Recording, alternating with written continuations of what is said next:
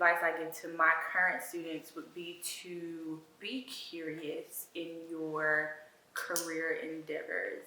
A lot of times I think we are so streamlined into what we think we want to do, and so we focus primarily on that, but that doesn't allow any flexibility for kind of different experiences in IMC. IMC is so interdisciplinary, so I think it's important to kind of take a little bit from each of those kind of components or facets, if you will, and integrate them as much as you can. So be curious.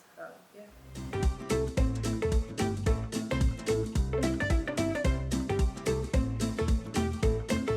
I can give you a couple of examples of some assignments that I do in my class. So I am specifically a public relations strat-com scholar with industry background in that as well. So I teach a variety of courses in the PR curriculum. So an example of bringing in like practicality and theory to an introductory course would be just to have students search the news for things that are happening that they might not think is PR, right? But to see it as PR and the elements of PR, and just to talk about that in a way that they would understand it. So I call it PR in the news. So I have students come in with little flashcards and say, in the news today, this is happening, and this is how it relates to PR and what, you know, we might do in our future careers, all the way up to a senior capstone class, which is like a public relations campaigns course. So obviously that is a more hands-on class, but I integrate my industry experience in that class with teaching students how to network to get clients. So I kind of flip the curriculum in that course, whereas some instructors find the clients for their students. I make the students go find their own clients, because I think it teaches them that interpersonal kind of relationship building skill, but also networking, right? How to speak to these professional people and advocate for yourself.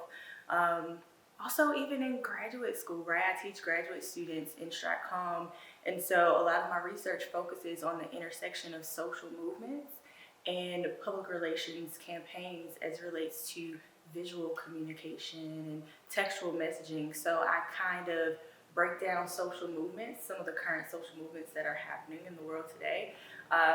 It helps students understand how social movements and activists use public relations and integrated marketing communication to advocate for their causes. So kind of different classes, but I kind of integrate it throughout all of the curriculum that I teach.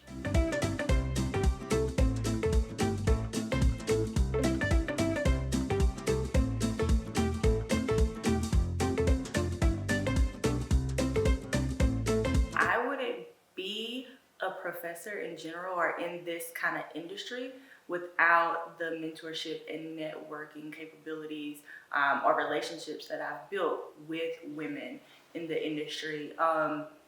They have really been an advocate for advancing women in leadership, but also in academia. And so an example of how I got into this career path, which also ties into that mentorship and women in academia, I never in a million years thought that I would, one, get a graduate degree, let alone a PhD, right? That was not my plan at all.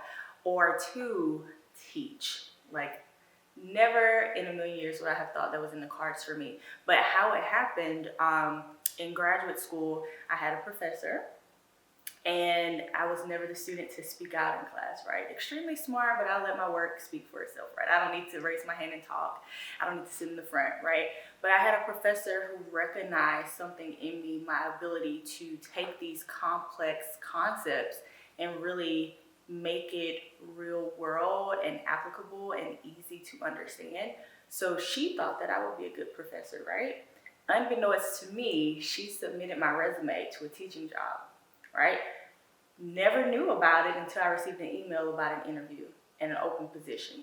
So without her seeing that in me and kind of grooming me and mentoring me, I wouldn't be here today. So I think that honor of being invited into that cohort for that fellowship and being surrounded by these powerful and amazing women who want to help build me up to be, in those ranks is pretty amazing. So it helps me to value mentorship and networking so much. I started out in business and marketing, and I worked like a little bit in that, and I felt like I was missing another piece to IMC, right? So I had the marketing, but I was missing that communication, that public relations, those building relationships aspects. So I really just Googled like PR programs, right? And the first 3 that popped up, I applied to, and I said, whichever one I get into, I'm going. I don't care, how much it costs, where it is. I'm just going because I need this. And I ended up at High Point University, and it was interesting because it was kind of the beginning, the first year of their StratCom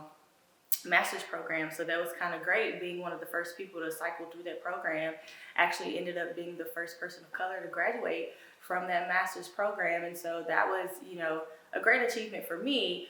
But and so started teaching and realized that there was a place for me in this industry. And so started doing the thing and, kind of liked it. So, again, those mentors were like, go back and get that PhD to increase this this level for your, profession. So, yeah.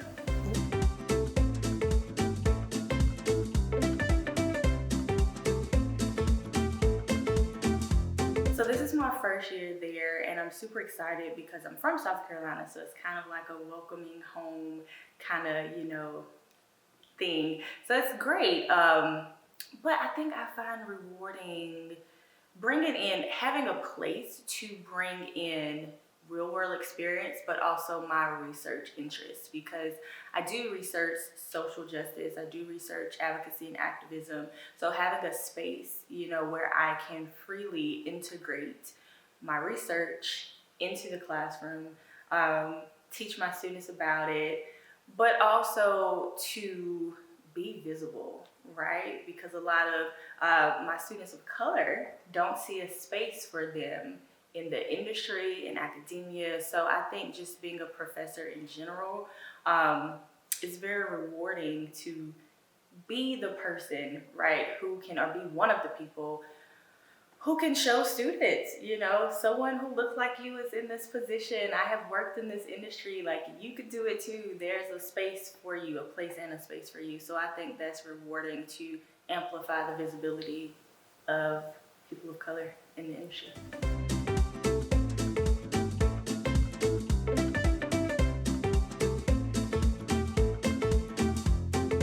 So I am obviously an advocate for education, right? And I think in our industry, as with a lot of other industries, you have to be dedicated to continuously learning, right?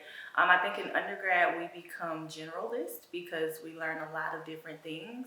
But I think the beauty in getting those advanced degrees is that you really hone in on, special crafts and special kind of facets or components of the industry. So I really think it depends on what you want to do in your career, right?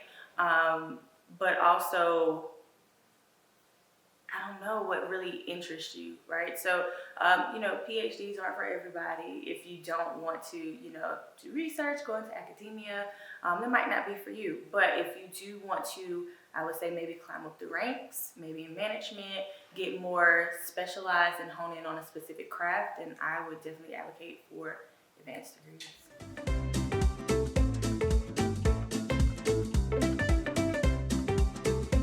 I think what I've learned is that even though IMC is interdisciplinary and some people tend to either be in the marketing lane or the PR lane or the advertising lane, they all work together. Like StratCom, integrated communications, there are vital components of all of those disciplines that work together.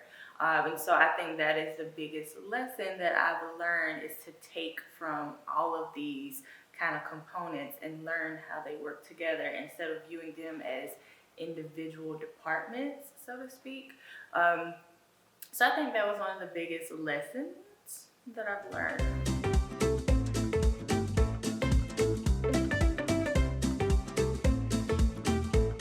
I'm big on advocating for yourself, and I think that speaks to career paths as well, right? So Of course, you have to do your due diligence when you're going for a job interview or, especially negotiating salary, right? People don't talk about negotiating salary, but doing your research on what are other people in this position being paid and advocating for your techniques and your crafts and knowing that you are worth this, right? And you deserve to be compensated for that. But also, another life lesson is that there are opportunities for growth if you ask for them, right? So a lot of people don't ask for professional development opportunities.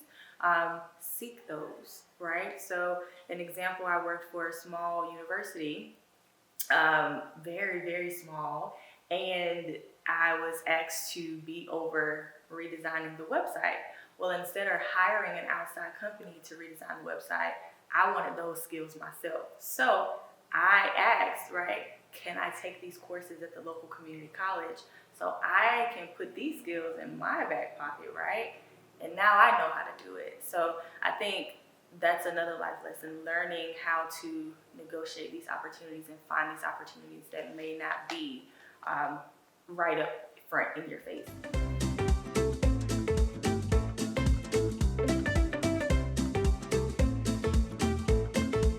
I think I'm proud of all of them because it's very, academia is getting published is like a very touch and go type of situation. But I guess I would speak to my first publication, which is Tweeting a Social Movement.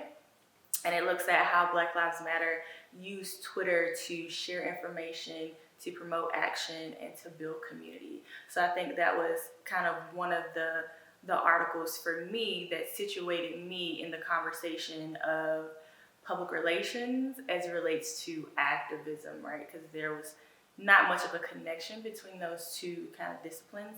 So I'm most proud about that. Also because I was able to use a software. It was Crimson Hexagon back in the day. Now it's Brandwatch, but I was one of the first people at my university to use that software and to pull all of the historical data from the Black Lives Matter Twitter page to analyze that.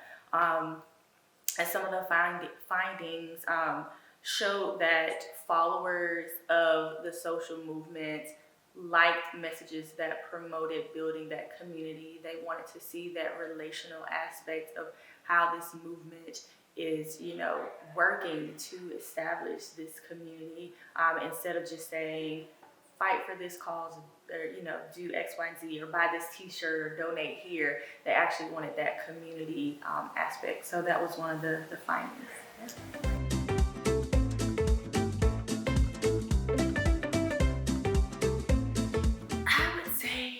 Being young, right? So being young has been a challenge. Not gonna say an issue, but a challenge, because a lot of times when I walk into the classroom, right, when I first started teaching, I did a social experiment. I would sit in the front row too, and they would think I was a student, and I'm like, oh, where's the professor, right? And they were shocked when it was me, right?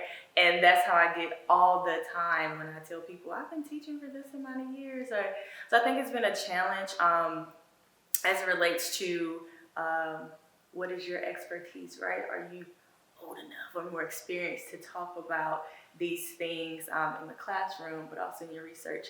So I think it's a challenge. How I combat that, well, first of all, I would just say I don't look like my age, so I'm not as young as people think I am. So that's one way. But also just sharing my expertise, just sharing the things that I have learned has helped with that. Like, this is what I've done to get here, right? And I don't think it should be that way, right? I shouldn't have to say, this is what I've done to get to this place, right? But I find myself doing that to kind of, establish, that. So yeah, being younger in academia has been a challenge sometimes. Yeah.